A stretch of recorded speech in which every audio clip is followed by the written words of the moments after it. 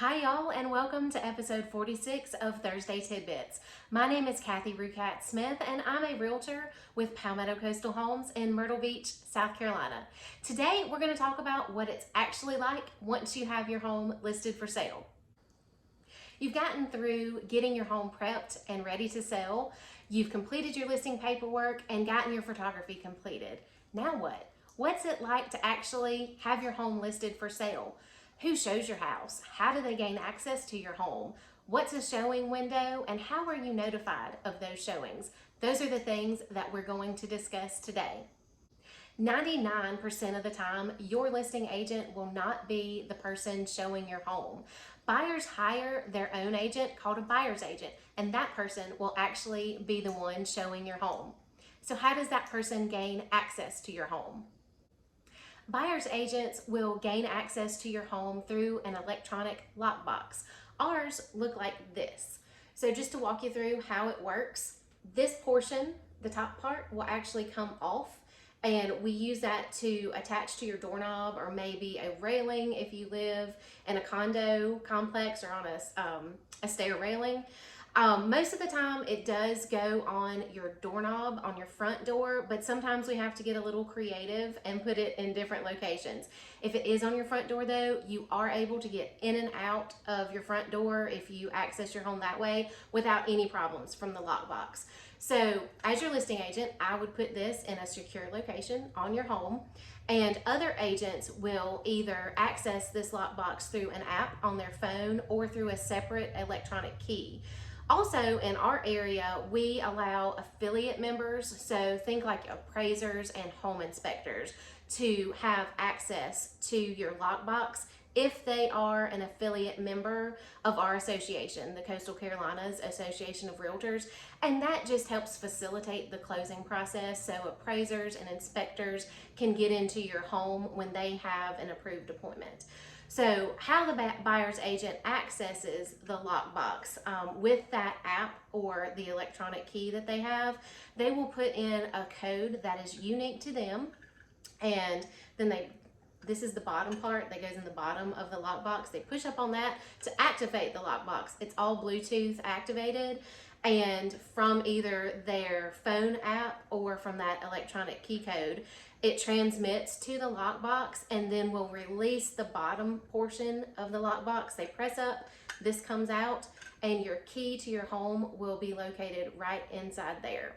So once the agent has shown your property and they are ready to leave, they just put the key back in this black part of the lockbox and put it back in, and their showing is completed. To further protect your home, I can also add what's called a call before showing code. So if we have that on your lockbox, any agent or appraiser or an inspector that wants to gain access to your home would have to have that code in addition to that phone app or their electronic key before they would be able to access your house and before this part of the lockbox would release and they would be able to access your home. Another great thing about having an electronic lockbox on your house is anytime that this box is either released or put back into your lockbox, I get a notification. So I know when somebody's entered your house and when somebody leaves the house and finishes their showing. I also have a record of anybody who's been in and out of your home. The lockbox will stay on your home until closing happens. So I'll put it on when we list the property and before showings happen, and it will stay on through closing.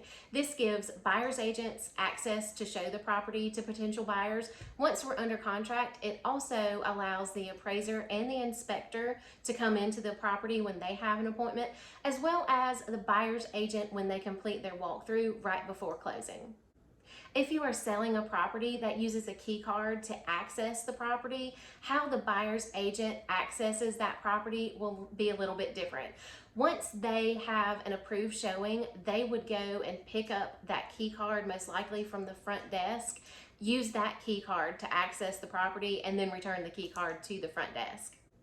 Now let's talk about how you are notified of any showing request. Initially, I will get notification from the buyer's agent of the date and the time that they would like to show your property. Now, when I receive that request, you don't have a specific time, it's a showing window. This can be anywhere from as little as 15 minutes to as much as 2 hours. Largely, that depends on the buyer's agent's schedule and how many properties they may be showing that day. Now, they will not necessarily show up right at the beginning of their showing window, especially if that's a 2-hour time frame, but they do need to be within that showing window when they show your property. Now, my suggestion to sellers is to leave maybe 15-20 minutes ahead of their showing window and wait to come back home until maybe 15 or 20 minutes after the showing window ends. That way you don't run the risk of bumping into any buyers on your way out the door. I then contact you to see if that date and showing window will work for your schedule. I recommend accepting all the showings so you get the most potential buyers into your home. Now, I do understand that sometimes a showing request may be too early for your schedule or too late in the evening. It may interfere with dinner, or if you have kids at home, it may interfere with their sleep time or their nap time.